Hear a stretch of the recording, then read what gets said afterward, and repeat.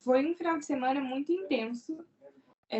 Em 2 dias, nós tivemos 17 sessões, com mais de 450 participantes, 300 deles sendo do Quênia. E foi uma experiência incrível. Eu vi jovens de diferentes partes do mundo, com diferentes interesses dentro da área climática e ambiental, mas todos muito focados e determinados, né, a fazer uma mudança positiva, a estar aqui realmente presentes. E isso tem sido assim uma experiência incrível para mim, e tem me encorajado muito, né, a continuar seguindo nesse caminho. Muitas pessoas da Colômbia, México, países da Europa, e tem sido um clima de apreensão, que a gente trabalhou muito sobre entender as resoluções, entender como a gente pode ajudar os países a tentarem passar elas e como a gente pode participar disso de uma maneira ativa. Então, tem essa apreensão sobre será que vamos conseguir? Mas também muita esperança, porque a gente está vendo um trabalho muito lindo sendo feito.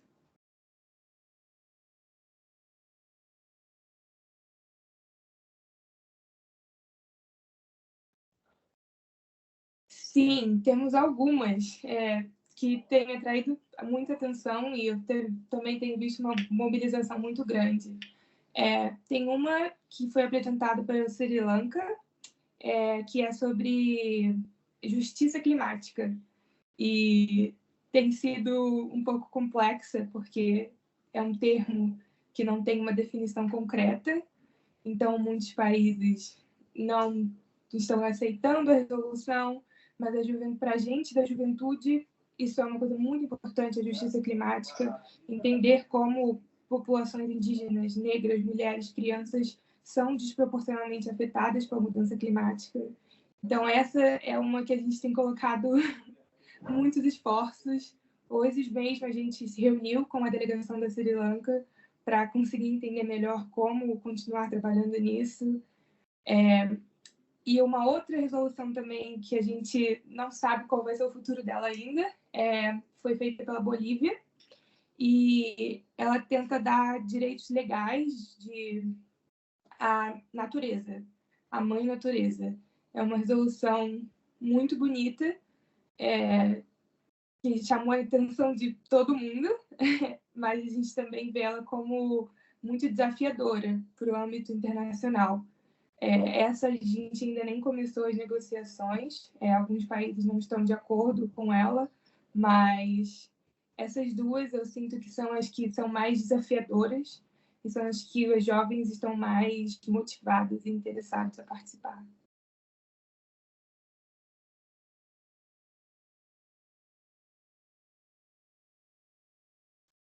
Sim, então, esse é um dos objetivos maiores dessa conferência, da Conferência da Juventude.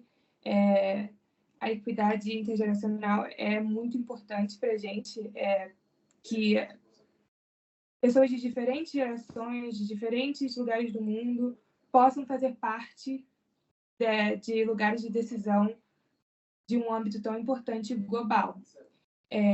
Então, na nossa resolução final, a gente tem um documento final com todos os nossos pedidos e o que a gente mais conversou sobre na Assembleia Juvenil. E um desses pontos é que a Assembleia Juvenil se torne, ela seja institucionalizada na UNEA. Então, que não seja uma coisa pontual, que faça parte da estrutura de como a Assembleia é organizada. A gente vê que é muito importante que a juventude faça parte desses ambientes e faça parte ativamente. Não só como telespectadores, mas que a gente possa estar nos lugares de decisão, que a gente possa não somente aprender, mas também estar lá como participantes, como pessoas que, como a gente vive, a gente estuda e a gente tem as experiências necessárias para fazer parte disso de uma maneira em posição de igualdade, né? A questão financeira é muito importante e é um dos nossos pedidos também, para que a gente receba o apoio financeiro Acho que é importante financiar pessoas jovens de várias partes do mundo. A gente também preza muito pela diversidade e é muito importante para a gente que isso possa acontecer nos próximos anos.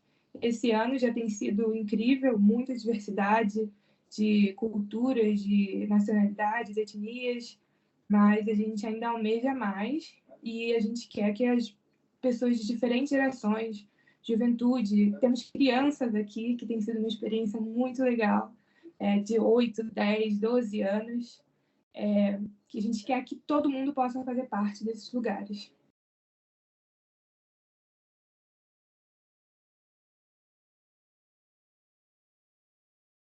Estamos muito esperançosos, muito mesmo.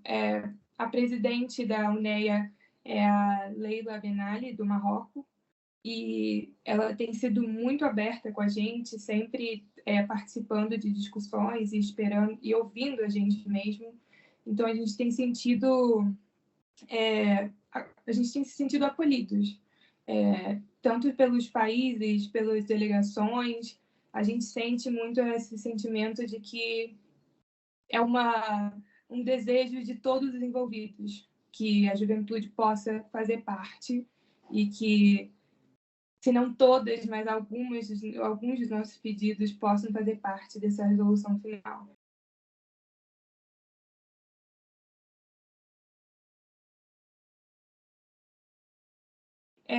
Eu sou da cidade de São Gonçalo, no Rio de Janeiro. Fui nascida e criada numa favela, de uma família bastante humilde, mas que sempre me motivou muito a buscar mudança, a ser uma pessoa que faz um impacto positivo. Eu saí do Brasil com 16, 17 anos, quando eu recebi uma bolsa de estudos para estudar no Japão, para terminar meu ensino médio. E de lá eu fui para a faculdade nos Estados Unidos. E, falando a verdade, na minha infância, eu nunca pensei muito sobre problemas ambientais, ou no meu começo da adolescência, não era uma questão para mim. Eu tenho uma família que é muito ligada ao meio ambiente. Meu pai, ele planta praticamente todos os legumes vegetais que a gente consome no terraço da nossa casa. Mas, para mim, sempre foi uma coisa garantida. O meio ambiente, na minha percepção, estava tudo bem, estava sendo preservado e não havia um desafio, nenhuma ameaça. Mas nesse período que eu passei fora, eu comecei a ver as coisas mudando drasticamente.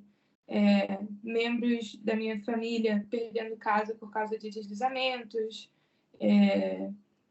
minha família passando por situações muito difíceis com seca, ou então com chuvas que completamente destroem a cidade, e situações que eu não via na minha infância. Eu via essas situações se agravando muito. E essa foi a minha motivação para entrar nessa luta, para entrar no ativismo. Para uma maneira de honrar a minha família, a minha comunidade, os meus ancestrais. E nos Estados Unidos eu tenho feito pesquisas e trabalho com comunidades indígenas, transição energética. E agora, recentemente, eu fiz uma pesquisa, uma narrativa sobre transição energética e mudança climática na América Latina. E eu tive a oportunidade de entrevistar ativistas incríveis do Brasil, do sul ao nordeste, que trabalham nessa área, e foi muito interessante ver o quão populações negras, indígenas, mulheres são desproporcionalmente afetadas. E esse é o meu foco, né? Conseguir entender melhor quais são as causas disso e tentar participar ativamente de decisões políticas de nível nacional e internacional para que a gente consiga mudar essa situação para as futuras gerações.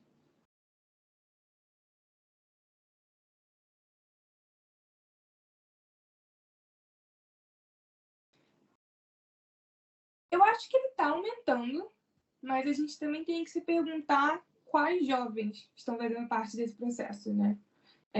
Acho que seria muito mais fácil, né? E como acontece em alguns espaços, trazer jovens dos Estados Unidos, da Europa, que não precisam de tanto financiamento, que têm mais acesso à educação, às oportunidades para fazerem parte desse processo. E eu vejo que é isso que acontece em diversos lugares, em diversas conferências, mas eu acho que é necessário que a gente traga jovens que vêm de outras situações, de outros lugares do mundo, que passam por situações diferentes.